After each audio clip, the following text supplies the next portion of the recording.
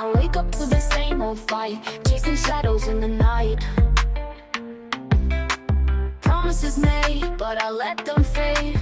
Caught in the cycle, I'm feeling betrayed. Round and round, I'm losing ground.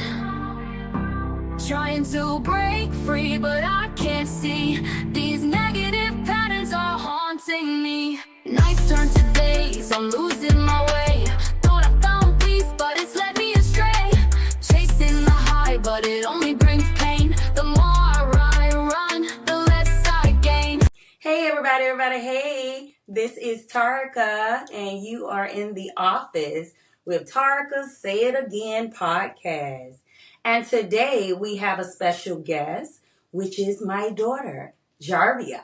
Hi, everybody. All right. So she is joining us today in the office, and we're going to talk about college life. And, those are just some of the things some of the parents have shared with me in wanting to know what it's like, for those that may be going off to college. So I thought that would be best for someone that's actually in college, her third year, to give us some insight about college life. All right, ma'am. So what would you start off with? Like, what do you think would be helpful or beneficial for not only the parents, but for the kids to know? I think it would be more so just like trusting in yourself and knowing that, I was content with knowing that I had a support system that I could fall back on. Mm-hmm. I feel like I've been blessed with a family that always was there showing up and supporting. So I feel like when I went off, I know I had that pillow, but just knowing that I also want to show my family, like, I do appreciate everything you guys have done. So I want to show you guys that I can stay afloat on my own. So that was a big thing for me. Mm-hmm. And just also utilizing all the resources that the school can give you.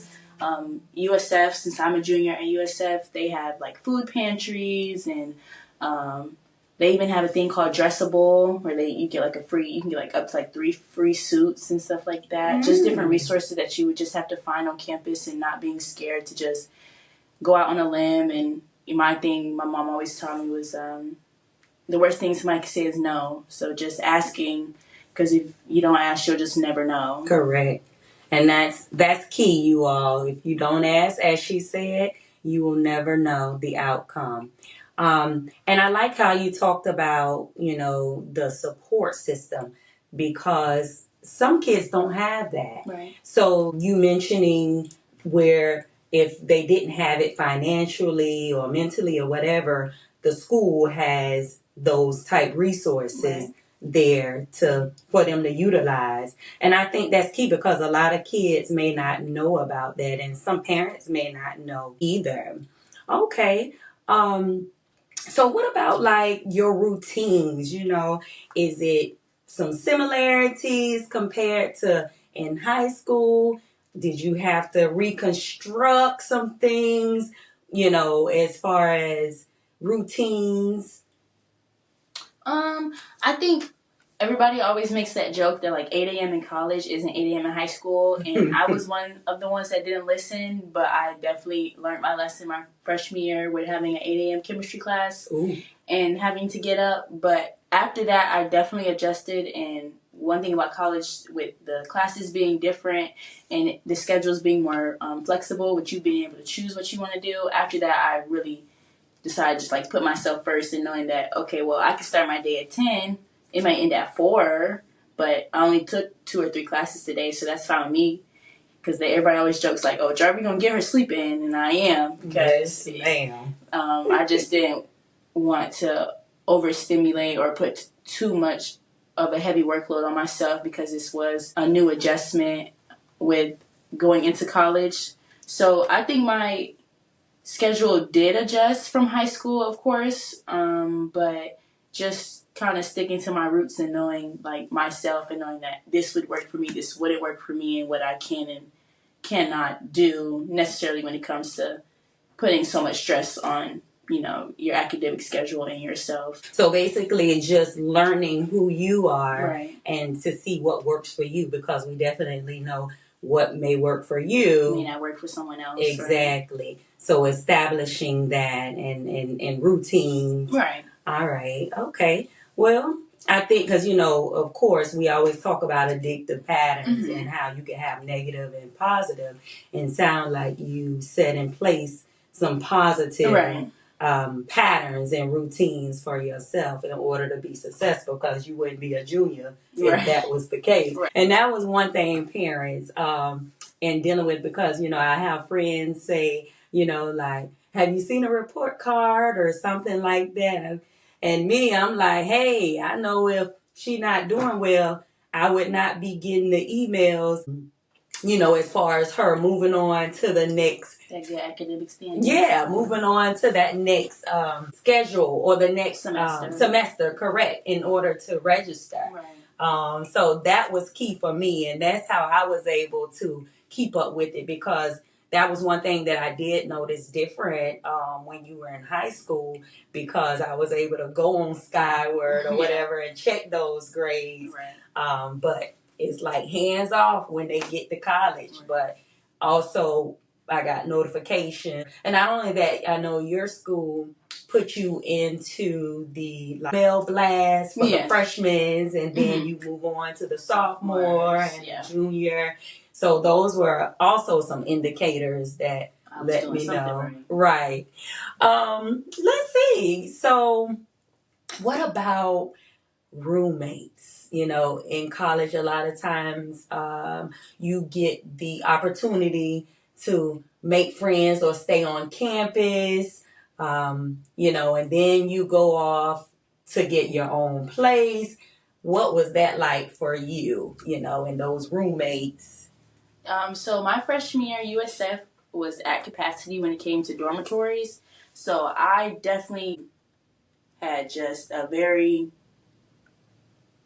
straightforward welcome to the real world when it came to being on my own, because I wasn't able to experience the dorm life. I had to get a apartment my freshman year of high school and experience paying rent and bills and managing my money. So I was living in a 4x4, which is 4 rooms, 4 bathrooms. So I was able to have my own bathroom in my own room. That's a blessing. Yes. And my roommates from the beginning were really nice. I really didn't have any roommate issues.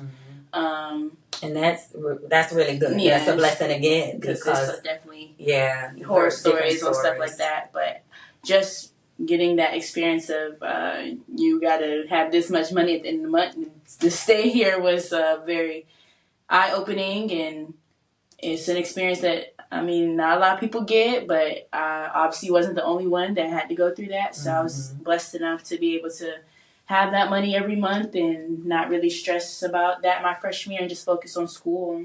And creating that budget. Yes. And that's like big girl type thing. Setting those budgets and putting them in place and actually executing them. Because you can set a budget, your parents can set a budget, but they don't meet it. Right. Yes. That could be a problem. So, okay. It sounds like, it's been a learning experience from you. As we know, life, that's what life is all about. Right. Learning, even if you make a mistake, learning from them. Right. And continuing. Let's see. Is there anything else you think that would be beneficial in letting either the parents or the students know? Because I know at this point they are in the process, or they're waiting on, those letters. Yeah. Those acceptance letters. And hopefully by now, there's early decisions, I think, going out at this moment. So they're not quite there yet. Okay. Okay. Should be soon for sure. So by now the students should be getting their information in. Tell me a little bit about the Common App, because you still have some individuals that's not aware of the Common App and maybe still using the individual. Oh, okay. Yeah, I use the Common App to apply to. It's basically like a mass apply to all schools. So you kind of just fill out a generic form that they base off of the schools that you pick to choose from, and then you you send it off, and it applies for many schools in a small fee. Sometimes you have to pay a fee depending on your School. economic status or your school, and sometimes you don't.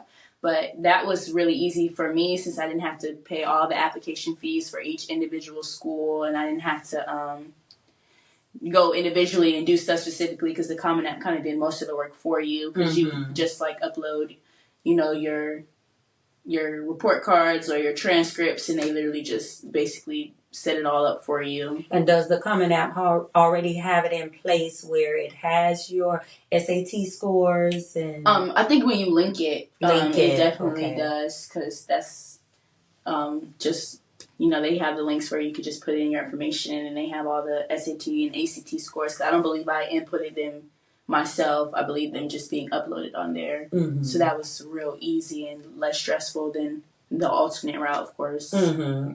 Of individually submitting and uploading to each school.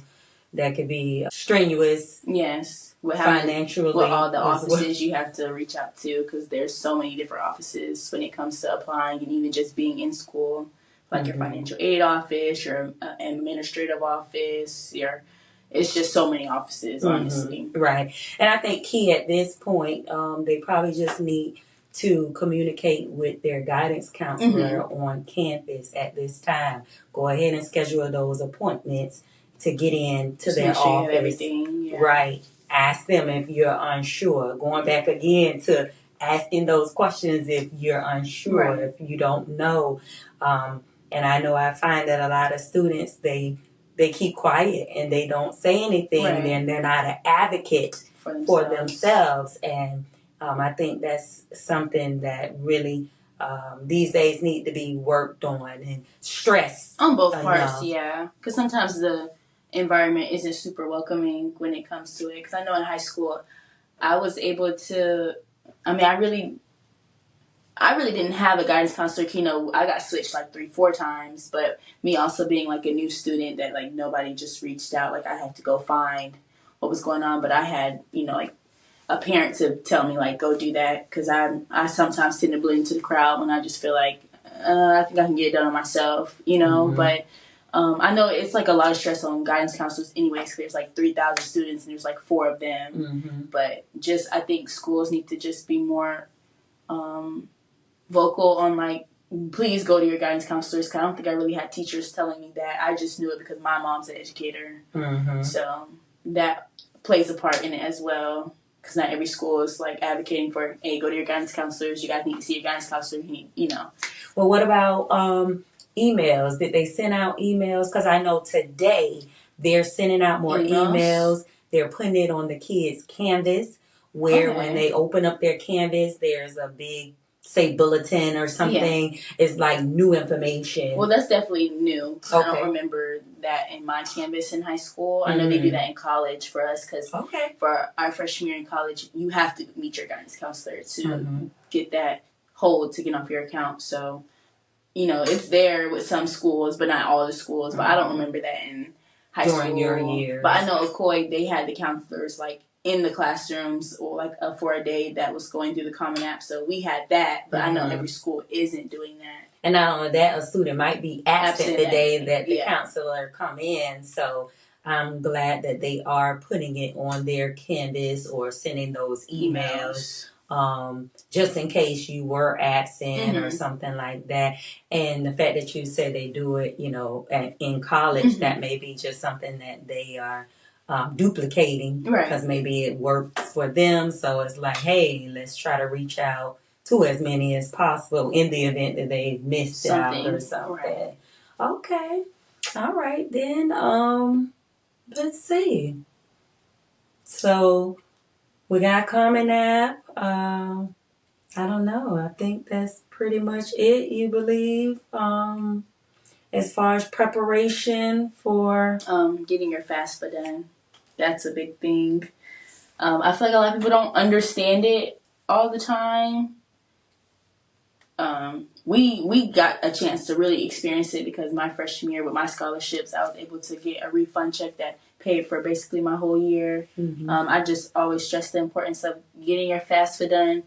And I know that a part of getting your FAFSA done is making an account for your parents. I know parents, they Hey, so you behind. see, she said making the account Yeah, for I the just parents. made that account for my mom because I just couldn't But I even. followed suit now.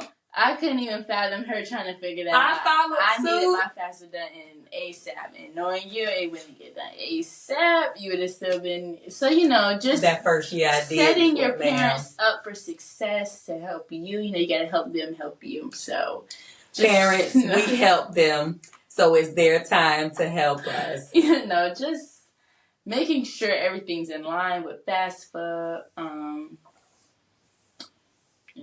Tell them about the scholarships, because your scholarships took care, every year, yes, your whole undergrad experience, even though you're still a junior, but it covered everything and left additional funds for you, because you mentioning the FAFSA, but also mention the types of scholarships that you received. So, because of my GPA in high school, I think the qualification was over a 3.0 or over a 3.5. I can't remember off the top of my head, but USF had a scholarship that if that was your GPA coming out of high school, that you would get a certain amount of money. So that scholarship plus how much money I got from financial aid, I got like a whole bunch of money back my freshman year, which was like really big for me because that was a lot of money. So just the merit.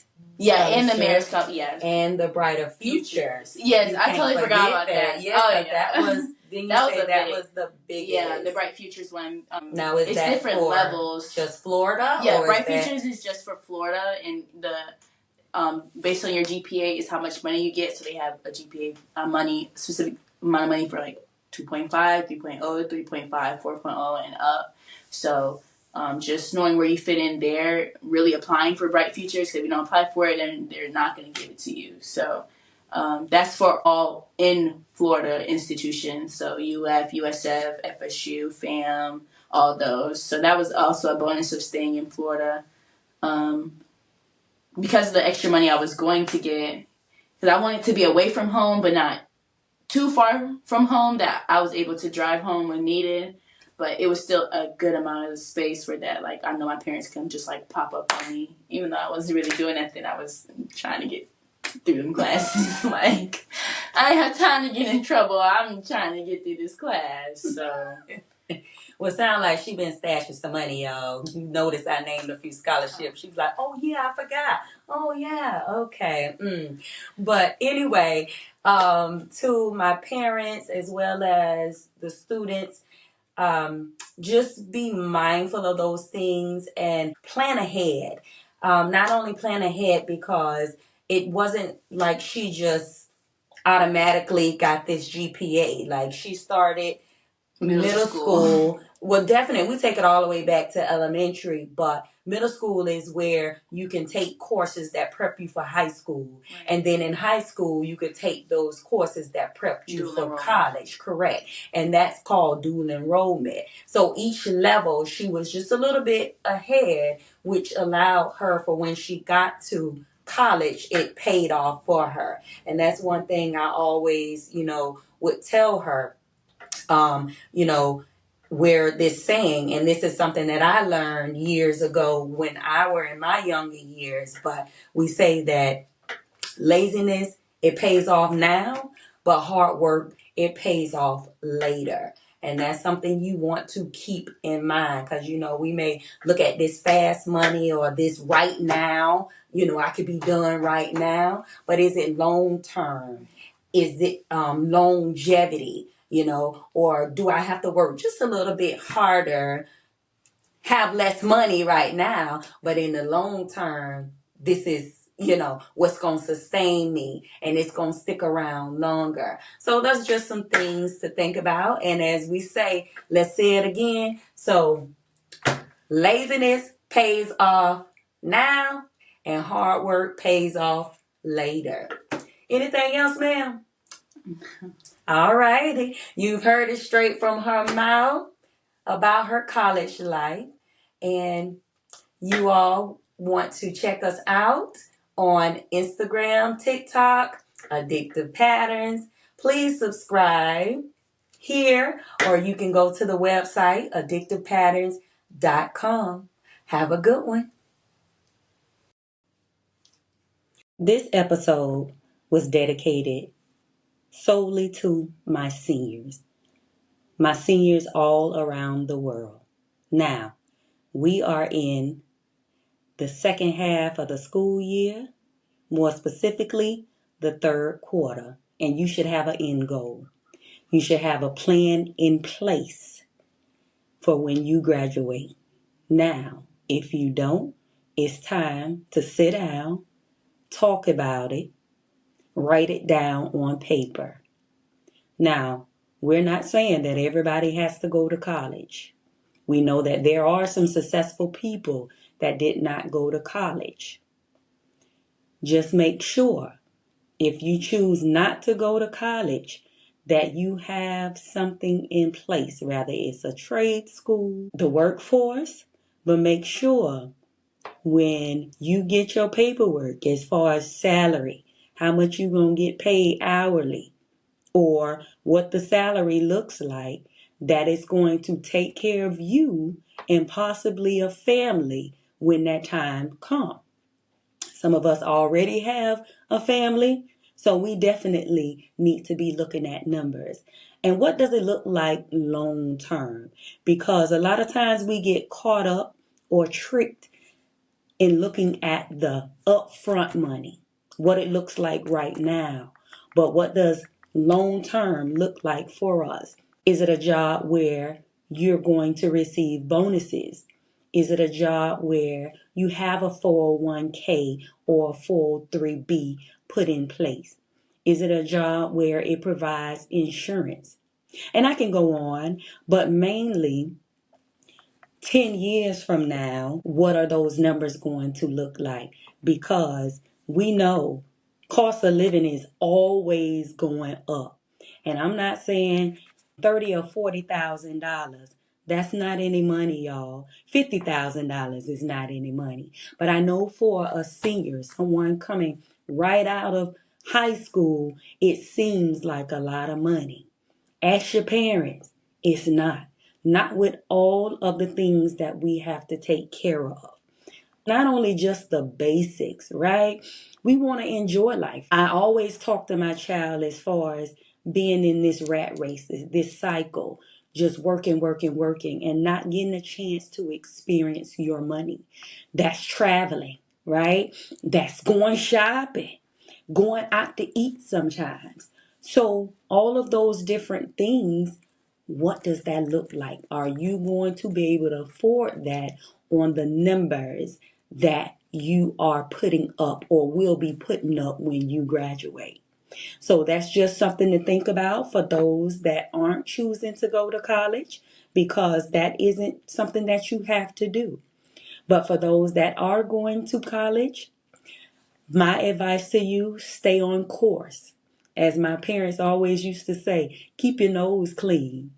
You could take that literally or figuratively speaking. Other words, staying out of trouble so that you can graduate, get your degree, and be able to move forward with whatever your area of expertise is. I wish you all well. One last thing to leave you with, because you often hear me talk about addictive patterns, and I always say you can't get away from it. So one may ask, well, what does college have to do with addictive patterns? This is one of those positive addictive patterns that you want to have. Now, anyone that goes to college, you have to be dedicated, right? You have to be disciplined, because there are so many different distractions out there. Rather college or not, but we're talking about college. So many different distractions. So with all of those different characteristics that you need to have in place to be able to finish, because we know sometimes people start and we don't finish. So in thinking about this positive addictive pattern, we think about legacy. Like, what are you leaving behind? We think about traditions, and see, being a alum of a HBCU, yes, fam, you, For us, that's a legacy because my grandmother went to FAMU, my mother went to FAMU, and I went to FAMU. My brother as well. So that's something from generation to generation that we've continued to do, right? Like a family tradition. Now, my daughter, she said, no, we stopping right there with the HBCU. Even though, listen, homecomings and classes, she right out there with us. Yes, But she wanted to go to, you may call it a PWI, but she did not want to go to a HBCU. She wanted to start her own tradition, and that's what she did. Third year, fourth year on paper, continuing that cycle. Just it looks a little different because she didn't go to the school we went to, but long as she get it done, it does not matter who gives her the degree. Okay? So that's an example of a positive addictive pattern. So think about it with your family. You probably never paid attention to it, but you all have your own positive addictive patterns, things that have been passed down, things that you see. And if you don't, if you are or will be the first generation to go off to college, my hat go off to you and I wish you well. Listen, they got scholarships for first generation individuals. So it's a blessing. Go get it. That is all. So again, whether you go to college or don't go to college, please have a plan in place. All right. Have a good one.